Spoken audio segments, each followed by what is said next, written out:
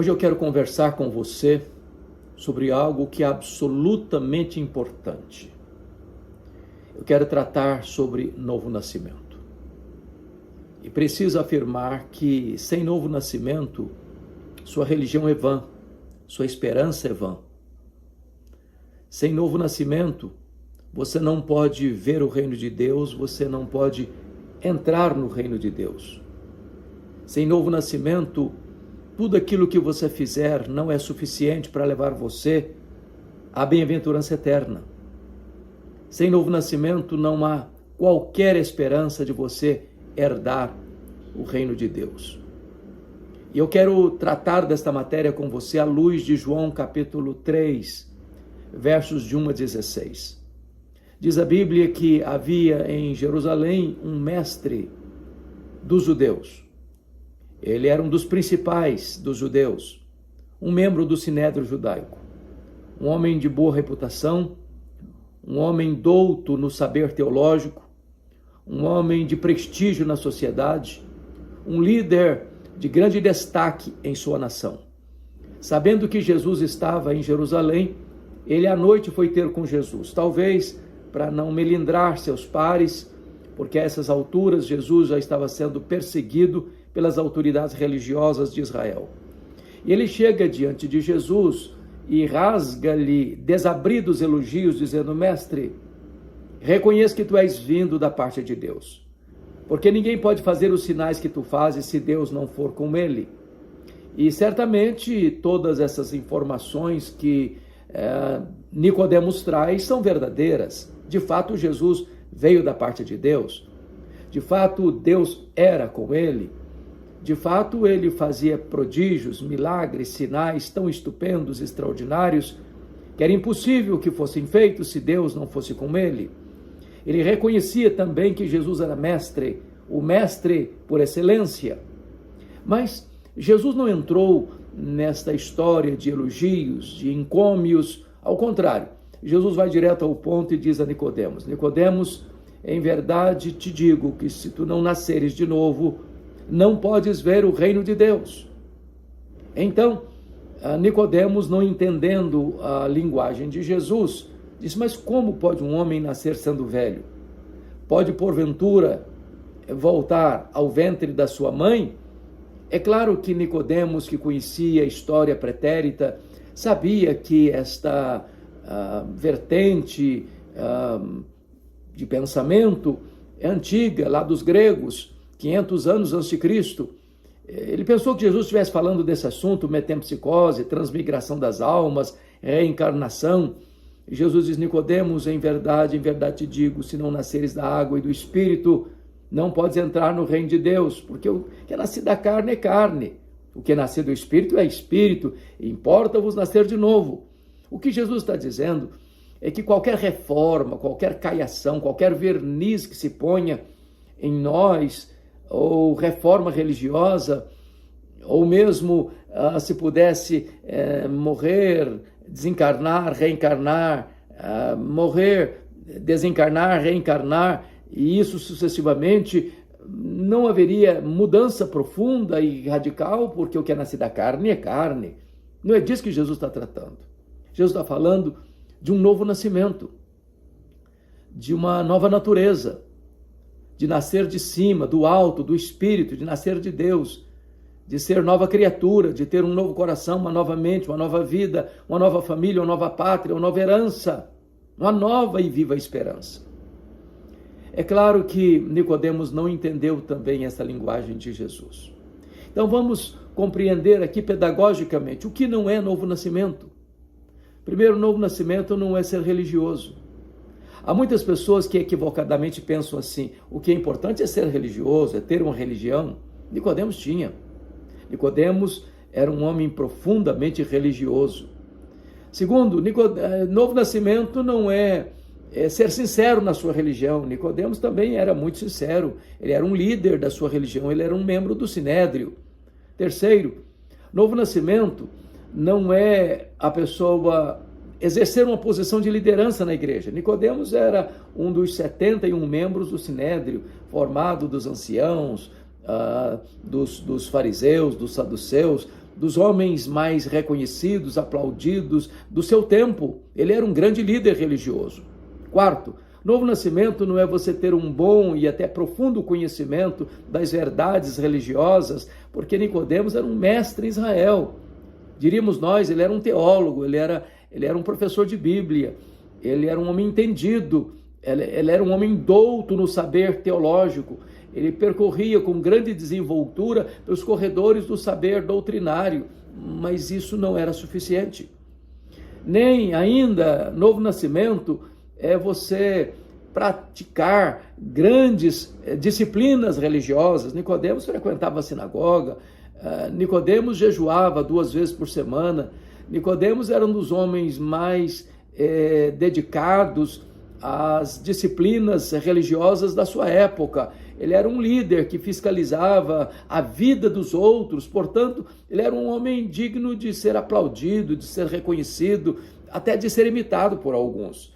Mas nada disso era novo nascimento. O que é novo nascimento?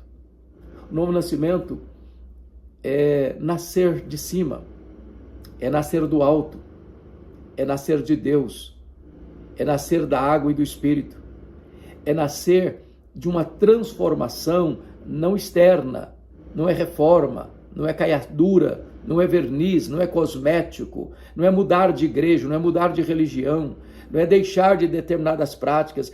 Eu fumava, não fumo mais, eu bebia, não bebo mais, eu adulterava, não adultero mais, eu roubava, não roubo mais, agora eu sou uma pessoa boa, sou honesta, sou íntegra, eu sou um bom filho, um bom pai, um bom marido, uma boa esposa, uma boa filha, um bom cidadão, um bom religioso. Isso tudo talvez seja importante mesmo, mas ainda não é novo nascimento. Novo nascimento é uma transformação radical. É ser uma nova criatura. Tudo fica no passado, tudo se faz novo agora. Nicodemos continuou não entendendo a linguagem de Jesus. Então Jesus ilustrou para ele: Nicodemos, é como o vento. O vento sopra onde quer. Não sabes de onde vem, não sabes para onde vai. Assim é todo aquele que é nascido do Espírito. E aqui Jesus usa uma ilustração muito interessante, porque você e eu não vemos o vento, mas sabemos que o vento existe. Vemos o efeito do vento, o poder do vento. Você pode até prever que o vento vai soprar, mas você não pode estancar o poder do vento. Talvez nós acompanhamos, por exemplo, recentemente o furacão Milton, que varreu algumas cidades do estado da Flórida e trouxe grandes estragos, e o vento estava lá, o furacão estava lá, mediu-se a velocidade dele, calculou o período em que ele haveria de chegar, mas ninguém pôde cercá-lo, ninguém pode detê-lo. Assim é o vento. Isso significa o seguinte, que assim como o vento é soberano para soprar onde quer, assim o Espírito Santo é soberano para agir onde quer, com quem quer, da forma que quer, quando quer, para a glória do próprio Deus. A salvação é obra divina, não é obra humana. É Deus quem faz, é Deus quem opera, é Deus quem dá o arrependimento para a vida, é Deus quem dá a fé salvadora, é Deus quem regenera, é Deus quem justifica, é Deus quem santifica, é Deus quem glorifica. A salvação é uma obra de Deus, totalmente de Deus. De A a Z, de alfa a ômega, a salvação é uma obra divina. Deus planejou, Deus executa, Deus a consuma. Bendito seja Deus por esta razão tão gloriosa. Mas o vento também é misterioso. Você não sabe de onde vem, nem para onde vai. E significa que o vento não obedece comando humano. O vento não é controlado pelo homem. Assim também a obra do Espírito Santo. Às vezes nós queremos que o vento sopre numa determinada direção, mas ele sopra na outra direção.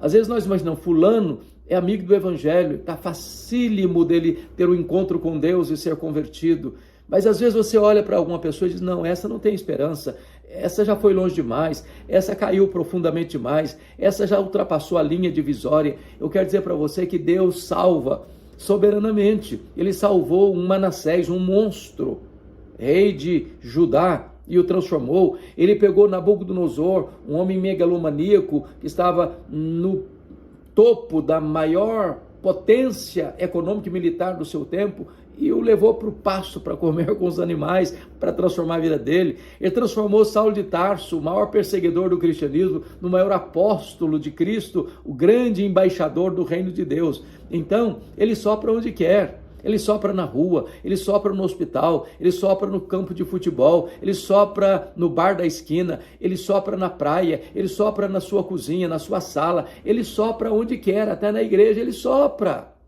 E quando ele sopra, o vento é a voz, e essa voz é poderosa. A voz de Deus despede chamas de fogo, a voz de Deus despedaça os cedros do Líbano, a voz de Deus faz tremer o deserto, a voz de Deus é irresistível. Ele manda e o sol para, ele manda e as estrelas aparecem, ele manda e uma mula profetiza, ele manda e os anjos saem para fazer a sua vontade, ele manda, os demônios têm que se retirar, ele manda e o mar se acalma, ele manda e o vento cessa, ele fala e a sua voz é poderosa, louvado seja Deus. Então o vento sopra onde quer, ouves a sua voz, mas não sabe de onde vem, nem para onde vai. Me permita ilustrar isso para que você possa entender melhor. Eu estava certa feita em Vitória, na igreja que tem a bênção de ainda fazer parte da equipe pastoral já há 40 anos, e era uma segunda-feira, e chega um homem e bate a porta do gabinete pastoral, e eu vou atendê-lo, e ele diz assim: ô pastor, eu estive aqui ontem, domingo à noite, no culto. Eu disse: mas que coisa boa, o senhor é muito bem-vindo aqui. E ele me disse: mas eu não vim participar do culto. Eu perguntei: mas você veio então fazer o quê? Ele me respondeu: eu era um traficante, e ontem eu vim aqui roubar um carro. Eu estava na frente do templo, olhando que carro seria mais fácil eu levar, quando de repente eu escutei uma música que brotou do templo. E eu fui arrastado, atraído irresistivelmente por aquela música. Do jeito que eu estava, com o meu revólver 38 na cintura, eu entrei no templo. E quando eu entrei, a palavra de Deus que foi pregada foi tão poderosa no meu coração, que as minhas resistências acabaram, que a dureza do meu coração se derreteu, que a minha mente foi tomada pela luz da verdade, e aquela palavra tão poderosa invadiu a minha alma e mudou as entranhas da minha vida, mudou o meu coração. E eu fui para casa ontem chorando. Quando eu cheguei em casa, a minha esposa me perguntou: o que é que aconteceu com você? Por que você está chorando? Alguém machucou você? E eu respondi para minha mulher: não, ninguém me machucou.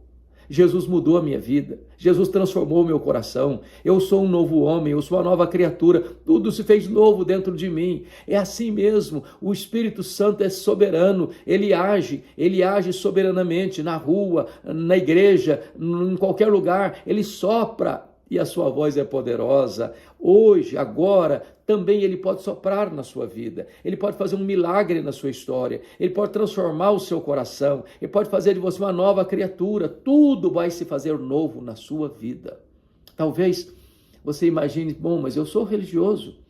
Ou você diga: bom, mas eu nasci num berço cristão. Ou talvez você diga: bom, eu sou filho de líderes da igreja. Ou talvez você afirme: mas eu já fui batizado, eu já professei minha fé, eu até exerço um cargo de liderança na igreja. Tudo isso é importante, mas preste atenção, não necessariamente isso significa novo nascimento. E seria muito triste e até aterrador você estar envolvido com coisas sagradas e você estar a vida toda frequentando uma religião ou uma igreja e ainda se perder.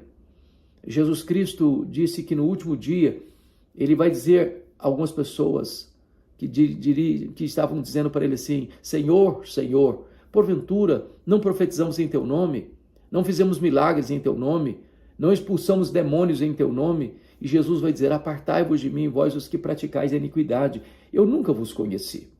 Não importa você ser religioso, não importa você ser sincero na sua religião, não importa se você fez milagres ou expulsou demônios, não importa se você até profetizou, pregou para as outras pessoas, não importa até mesmo se outras pessoas foram convertidas por meio da sua pregação. A questão é: você já nasceu de novo? Você já é uma nova criatura? Você já teve esse sopro poderoso, esse vento poderoso do Espírito em você, mudando a sua história, mudando a sua mente, mudando o seu coração, mudando a sua esperança. Pois bem, Nicodemos continuou não entendendo Jesus. E Jesus disse para ele: você é mestre Israel, Nicodemos, você não está entendendo ainda o que eu estou lhe dizendo? E se eu falar das coisas celestiais? Então Jesus conta para Nicodemos uma história muito conhecida do povo de Israel. Quando o povo caminhava pelo deserto, houve um momento em que o povo começa a murmurar contra Deus. E a ira de Deus se acendeu contra aquele povo. E então Deus enviou serpentes abrasadoras que mordiam, inoculavam o seu veneno e as pessoas morriam. Foi um pânico total, um desespero medonho. Para todo lado havia cobra, na rua, no deserto, nas cabanas, para todo lado que eles iam, tinham cobras venenosas, mortíferas, peçonhentas.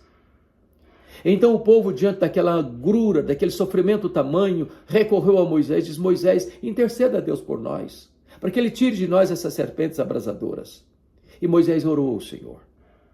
E Deus disse para Moisés: você, Moisés, faça uma serpente de bronze, dependure-a numa haste bem alta, e haverá que todo aquele que foi mordido pela serpente abrasadora, olhando para a serpente de bronze, vai ser imediatamente curado. E assim Moisés fez. E as pessoas que estavam inoculadas pelo veneno da serpente, olhando para a serpente de bronze, eram imediatamente curadas. Então Jesus aplica este fato histórico para a redenção e diz: assim como Moisés levantou a serpente de bronze no deserto, e importa que o Filho do Homem seja levantado, para que todo aquele que nele crê não pereça, mas tenha a vida eterna. É muito curioso, porque a serpente na Bíblia é um símbolo do diabo. Ele é a antiga serpente. E é também curioso que aqui Jesus é usado como a serpente. E por quê?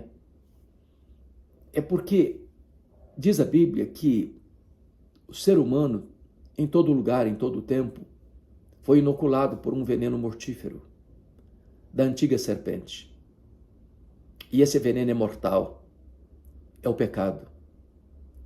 E agora diz a Bíblia que quando Jesus estava lá na cruz, esse veneno que está dentro de nós, que é mortífero, porque o salário do pecado é a morte, foi lançado sobre Jesus. Deus lançou sobre ele a iniquidade de todos nós. O veneno que nos destruía e nos matava foi transferido para ele. Ele foi levando sobre si no madeiro os nossos pecados. A Bíblia chega a dizer que ele foi feito pecado por nós. A Bíblia nos diz que ele se fez maldição por nós. Naquele momento, toda a nossa iniquidade, todas as nossas mazelas, toda a nossa sujeira, toda a maldade do nosso coração, tudo aquilo que nos afasta de Deus, o pecado afasta o homem de Deus, tudo aquilo foi lançado sobre Jesus. Naquele momento não havia beleza nele. O sol escondeu dele o seu rosto. Houve trevas ao meio-dia. Até o próprio Pai o desamparou na cruz.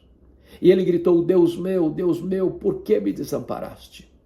E Jesus ali sorve sozinho, gota a gota, o cálice amargo da ira de Deus que devia cair sobre a nossa cabeça. O nosso pecado provoca a ira de Deus.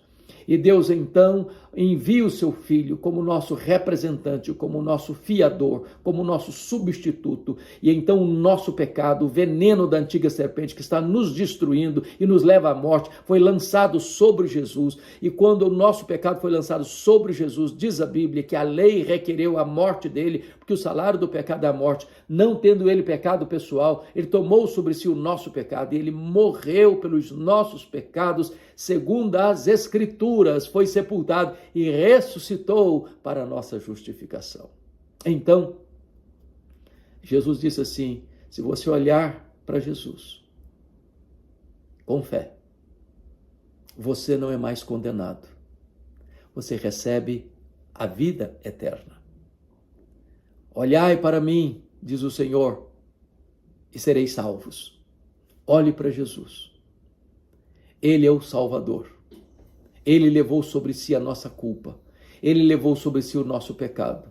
Ele morreu pelos nossos pecados. Ele morreu a nossa morte. E agora Ele, só Ele pode nos dar vida e vida eterna. E o que é novo nascimento? É você crer em Jesus como seu Salvador pessoal. Quando você crê em Jesus como seu Salvador pessoal, quando você compreende que Ele morreu a sua morte, que Ele carregou sobre si no madeiro o seu pecado, e que você agora, crendo nele, é declarado justo diante do tribunal de Deus, já não pesa mais sobre você nenhuma condenação, você está quites com a lei de Deus, você está quites com a justiça de Deus, você está declarado justo diante do tribunal de Deus, e você tem agora em você e sobre você toda a justiça de Cristo colocada na sua conta. Agora nenhuma condenação mais há para aqueles que estão em Cristo Jesus. Você pode agora não só ser liberto do mal, não só ser tirado da condenação eterna, não só arrancado da casa do valente, não só arrancado da potestade de Satanás, não só arrancado do império das trevas, mas agora você é transportado para o reino da luz. Agora você é membro da família de Deus, agora você é filho de Deus, agora você é herdeiro de Deus, agora você é co-herdeiro com Cristo, agora você pode tomar posse da vida eterna. Deus abençoe sua vida, Deus abençoe o seu coração, e hoje é o dia de você nascer de novo. Se você está ouvindo a voz de Deus, não endureça o seu coração.